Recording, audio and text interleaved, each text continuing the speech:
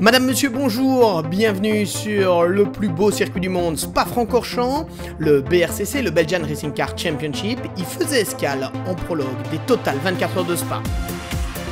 Deux courses de 90 minutes sont au programme pour la première apparition du BRCC sur le circuit ardennais cette année.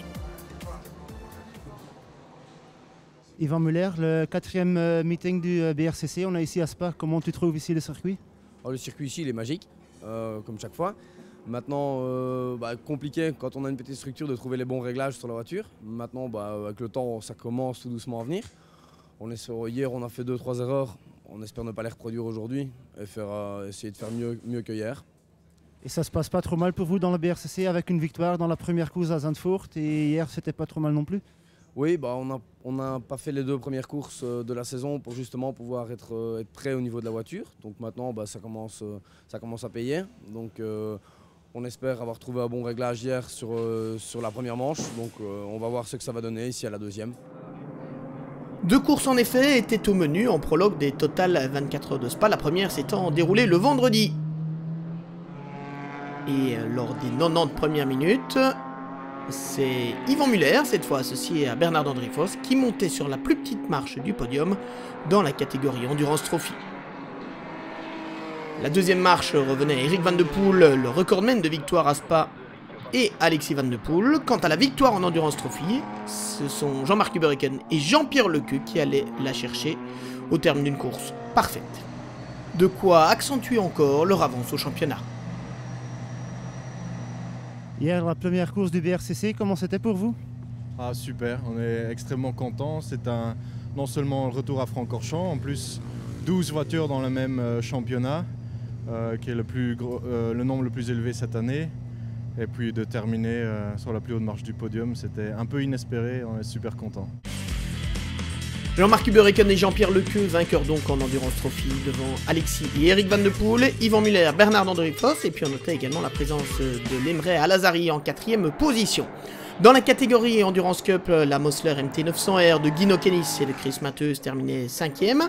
On assistait à une très belle lutte entre ces deux Porsche, celle des frères Kuhn et Chris Waters, la numéro 8, finalement 3e, devant la numéro 5 de Pierre Piron, Frédéric Capras et Guillaume Mondron. C'est également une Porsche qui terminait en 2e position, celle du Belgium Racing avec Bart Van Aren, Yannick Ogars et Peter Rouvenars. Quant à la victoire, elle revenait à Louis-Philippe Sounen et Frédéric Verwisch. Louis-Philippe, hier c'était la première course du BRCC, c'était une belle victoire dans votre classe. Oui, fantastique, mais c'est aussi grâce à Fred bien sûr qui a magnifiquement bien roulé. Et comment c'est avec la Ferrari à Francorchamps? Ouais, très très bien. Ça va bien, ça tourne bien, on n'a pas le moindre problème jusqu'à présent.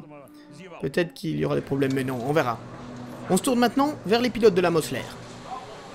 Chris, c'était la première course hier, comment ça s'est passé pour vous? Ça s'est mieux passé que ce qu'on espérait.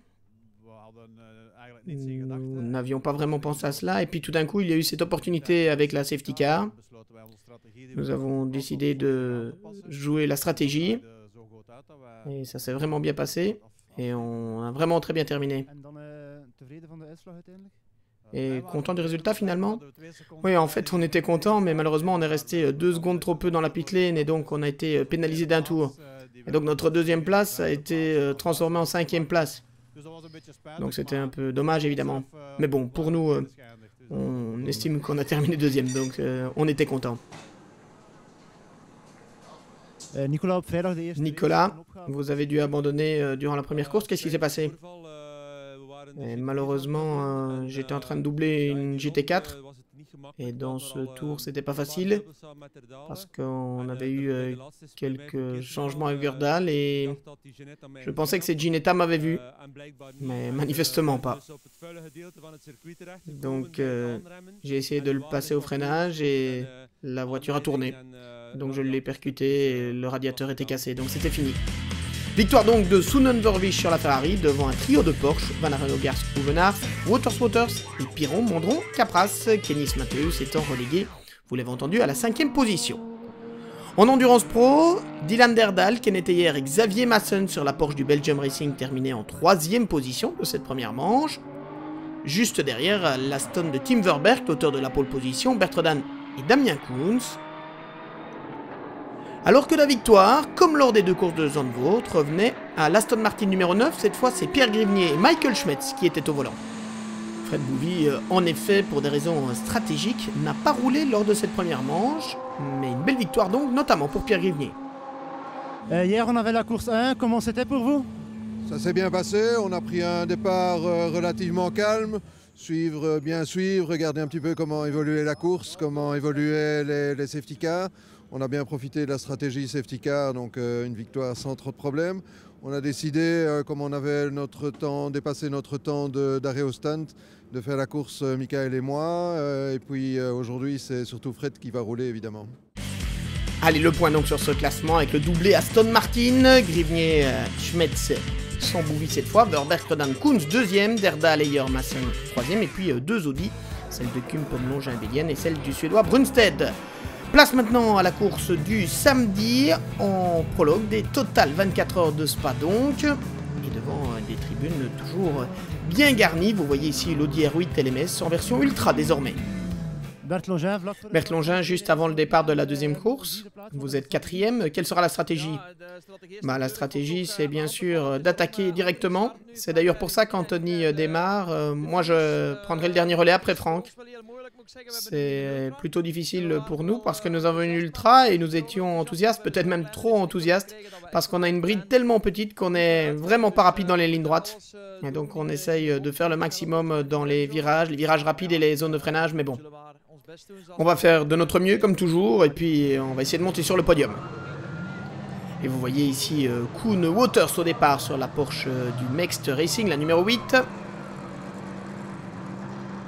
La Mosler MT900R, toujours impressionnante, avec Chris Mathéus aux commandes. Et puis les candidats évidemment en Endurance Trophy, avec notamment les leaders du championnat sur leur Ginetta, Jean-Marc Bureken et Jean-Pierre Lequeux. Notons aussi cette KTM Crossbow. Kenneth Ayer, juste avant le départ de la deuxième course, quelle sera la stratégie pour vous? On doit regarder. Les autres sont très rapides, ce à quoi on s'entendait d'ailleurs. Parfois les GT3 ont des opportunités sur différentes pistes. Donc on doit regarder si c'est possible de battre les Aston. On va pousser au maximum comme on le fait chaque fois. La Porsche est un bon package parce qu'on n'a pas de problème technique, mais c'est difficile de battre les Aston. Donc on verra. Les Aston qui se retrouvent effectivement en première ligne après leur doublé de la veille. Sous le regard de Marion, commissaire de stand en l'occurrence. Et qui surveille cette grille de départ. Le départ, justement, donné lancé bien sûr, 90 minutes de course pour ce BRCC version 2014. Et c'est parti. Et vous êtes là à bord de l'Audi R8 LMS Ultra numéro 1, piloté par Anthony Kumpen. Ça se passe bien pour tout le monde à la source. Et la descente vers le raidillon, Fred Bouvi en tête et qui emmène derrière lui la Porsche 911 GT3R du Belgian Racing et tout le reste du peloton. Donc Chris Matthews avec la Mosler MT900R. Au premier passage des combes, on a donc Fred Bouvi, Xavier Masson, Damien Koens et Anthony Kumpen qui se sont déjà un peu détachés. Et puis les concurrents de l'Endurance Cup avec Koen Wouters qui a pris un excellent départ et qui se place en tête devant Peter Rouvenars. C'est la bagarre aussi en Endurance Trophy avec Yvan Muller qui tente de déborder une Gomez, une GCV6 et qui vient bien involontairement percuter la Ferrari numéro 63 du Thames Racing by Power Cars. Une voiture alors pilotée par Olivier Van Oost. On revoit la manœuvre. Olivier Van Oost qui tend d'extérieur, qui se rabat et qui se fait toucher par cette Ginetta G50. Après l'abandon de la veille, ce n'est pas une bonne affaire évidemment pour la Ferrari numéro 63 parmi les candidates à la victoire en Endurance Cup. En début de course, Fred Bouvi et Xavier Masson s'échappent rapidement alors que Damien Koens et Anthony Kumpen occupent les 3e et 4e positions.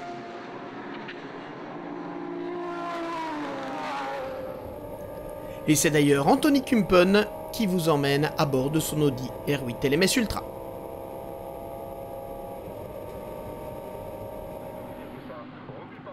Le passage des combes, Bouvy, Masson, Koons et Kumpen. Et puis derrière, Chris Waters, leader en Endurance Cup, devant Peter Hoevenaars, qui se fait de plus en plus menaçant.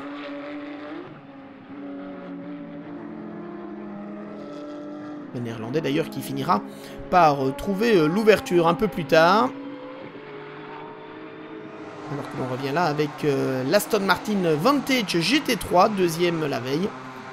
Celle de Tim Verbergt, Bertredant et Damien Koons qui avait pris le premier relais et qui va donc céder le volant désormais à Bertredant. Et ça repart pour cette Aston Martin numéro 100, une des candidates au titre. Damien, un court premier relais, comment c'était? J'ai été un peu surpris par la Porsche qui m'a passé à l'intérieur là au départ. Et alors je me suis retrouvé troisième avec Anthony derrière moi, qui est quand même assez... c'est pas un client. Et donc voilà, j'ai dû défendre un peu au détriment des temps, je crois. Mais voilà, quand j'ai vu que je revenais sur le trafic des GT4, on a décidé de faire un pit stop plus rapide.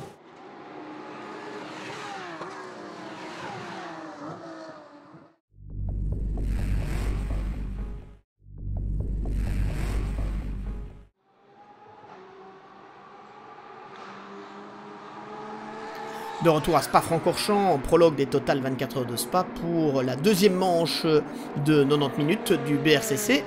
C'est le 4e meeting de la saison. Vous avez vu Olivier Van Oost sur la Ferrari numéro 63 qui essaye de remonter après son tête-à-queue du début de course. Chris Matheus également qui tient bien le rythme avec la Mosler MT 900R.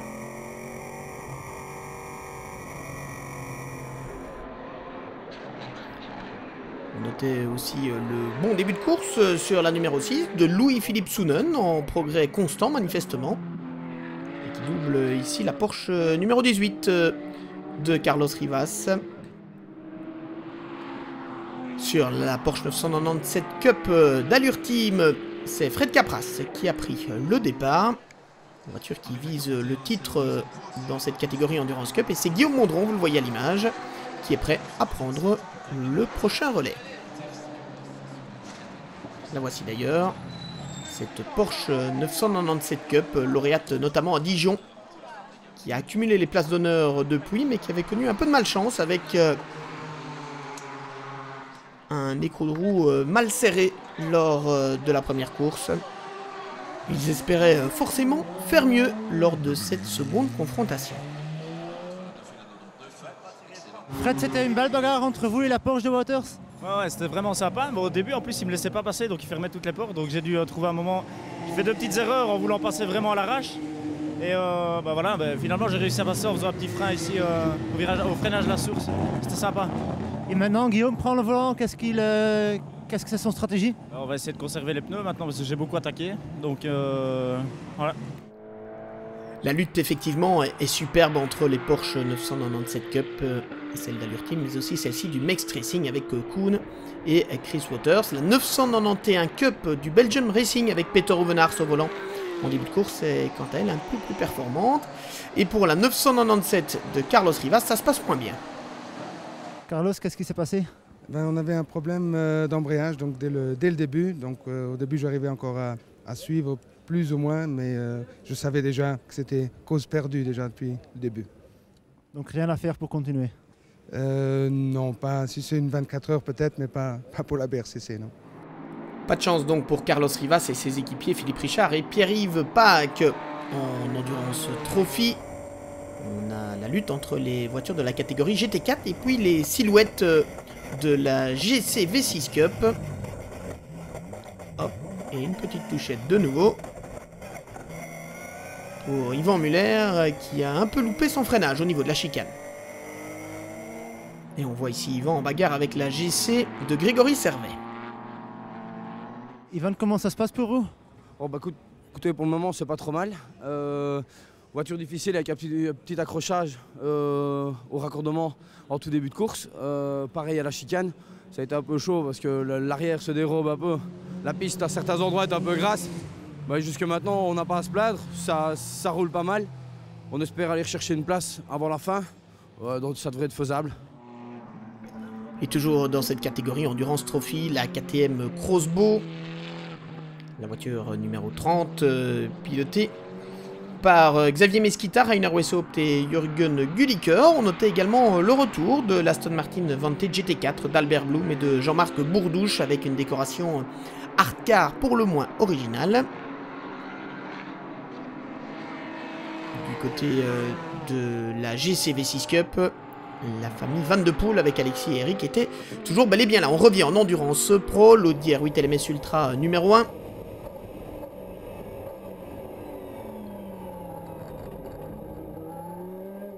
Voiture qui rentre à l'instant dans la voie des stands pour un changement de pilote. Et on voit Anthony Kumpen sortir de la voiture et c'est Frank Bellion qui s'y engouffre. Le plein de carburant bien sûr pour le PK Car Sport, on change les pneumatiques Michelin également pour l'équipe tenante du titre qui a connu un début de saison très compliqué. Anthony, who was the stand? Anthony, c'était comment ce relais? Oh. En fait, on ne peut rien faire parce que la balance de performance, nous avons une bride de 49 et c'est un peu plus petit qu'en FIA. Et les autres voitures, la Porsche et l'Aston Martin, ont des plus grandes brides qu'en FIA. Donc dans les lignes droites, je pense qu'ils nous prennent 150 ou 200 mètres. Donc je ne sais pas qui était dans l'Aston Martin, il roulait très bien dans la ligne droite mais moins dans les virages. Un peu amer, hein, on le sent. Anthony Kumpen, l'autre Audi R8 LMS, mais pas Ultra, celle-là de Jan Brunstedt, s'en sortait plutôt pas mal. Et elle suivait notamment les Aston Martin, la numéro 100 de Koons, Rodan Verberg. Elle suivait aussi la Porsche en deuxième position, celle de Derdal, Heyer et Maassen. Et en lutte, vous le voyez, avec Fred Bouvy qui avait pris le départ. Xavier Maassen, auteur d'un superbe premier relais, et relayé par Kenneth Heyer. La Porsche de pointe du Belgium Racing qui a accumulé les places d'honneur depuis le début de cette année mais qui n'a pas encore décroché sa première victoire. Il n'empêche que Maassen, Heyer et Derdal restent plus que jamais des candidats au titre dans le championnat Endurance Pro. Mais le trio de la Porsche a face à lui une solide concurrence, notamment cet Aston Martin numéro 9 avec Fred Bouvy, Michael Schmetz et Pierre Grivnier. Fred Bouvy, encore 30 minutes dans la course et vous êtes en tête, ça passe bien? Ouais, on a fait une course, j'ai eu la chance de partir tout seul, là on gère, on vient de rentrer, nos pit stops sont faits, donc Michael va très vite, donc ça devrait rester comme ça, c'est très bien. Et comment ça se passe avec les pneus? Les pneus, on a changé un train de pneus maintenant. Mais on aurait même pu rester avec un train complet, mais on n'a pas pris de risque. En Endurance Cup, Louis-Philippe Sounon et sa superbe Ferrari 458 Challenge continuent leur apprentissage. Avec une 5e place notamment, derrière Chris Matheus et Dino Kennis sur la Mosler. 3e position provisoire pour Koen et Chris Waters sur la Porsche 997 Cup du Mext Racing. Alors qu'Olivier Van Oost, après un début de course compliqué, est bien remonté lui, puisqu'il est de nouveau en lutte pour une place sur le podium dans la catégorie Endurance Cup. On vit ça à bord. Et c'est déjà terminé, mais passage par la pit lane pour la numéro 63 de Van Oost, Van Dierendonck et Van Hooydonk. Olivier, helemaal achteraan moeten starten. Olivier, vous avez dû partir du fond du peloton et puis vous êtes deuxième déjà, c'était bien. Ouais, le départ n'a pas été facile, il y avait beaucoup de voitures à dépasser, c'était très dangereux. Et j'ai été touché à l'arrière droit, j'ai fait un tête à queue et j'ai perdu un peu de temps. La tenue de route de la voiture n'était pas idéale à 100%, mais j'ai pu signer de bons chronos et remonter petit à petit. Et on espère que tout continue comme ça et qu'on pourra obtenir un bon résultat. Et puis en tête de la catégorie Endurance Cup, la Porsche 991 Cup d'ailleurs, du Belgium Racing, Peter Rouvenars, Bart Van Aren et Yannick Hogars. Toujours à la recherche aussi de leur premier succès. Peter, halverwege de tweede. Peter, nous sommes à mi-course dans cette deuxième manche. Comment ça va? Ouais, ça va mieux qu'hier, parce qu'hier on a eu de la malchance avec le safety car, on a mal géré. Nous sommes rentrés une seule fois et Soonen était rentré 2 fois, donc on a perdu du temps. Aujourd'hui, on a mieux géré cela. On a eu des safety cars. On est rentré une première fois. Bart a refait un tour et puis on est re-rentré. Et nous avons terminé notre temps de pit stop. Et on est toujours premier. Donc ça s'annonce bien. Le classement final désormais dans la catégorie Endurance Trophy avec notamment ces nouvelles Porsche GT4. La voiture numéro 64 de Kevin Kennis. Et on voit ici la voiture d'Eric et d'Alexis Van de Poel qui malheureusement ne monteront pas sur le podium comme ils l'avaient fait la veille. Notons par contre la présence sur la deuxième marche du podium d'Albert Blum et Jean-Marc Bourdouche sur l'Aston Martin numéro 29. Derrière, une fois encore, la Ginetta de Jean-Marc Hubbereken et de Jean-Pierre Lequeux, les leaders du championnat qui s'octroient donc un nouveau succès. Dans la catégorie Endurance Cup, la 3e place revenait à la Porsche de Koen et Chris Waters. 2e position finalement pour Olivier Van Oost, Nicolas Van Dierendonck et Jeffrey Van Hooydonk, qui vous emmène à bord d'ailleurs.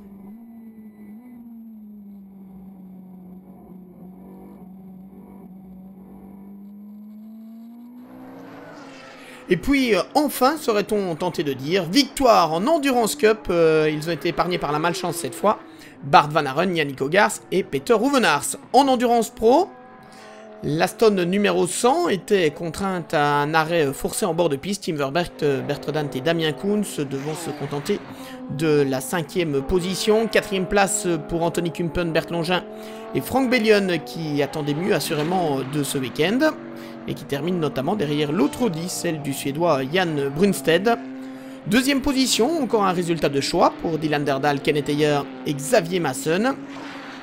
Mais pour la 4e fois, après les 2 courses de Zandvoort et après la course de vendredi, eh bien c'est l'Aston Martin Vantage numéro 9 de Frédéric Bouvy, de Michael Schmetz et de Pierre Grivnier qui marquent les points de la victoire.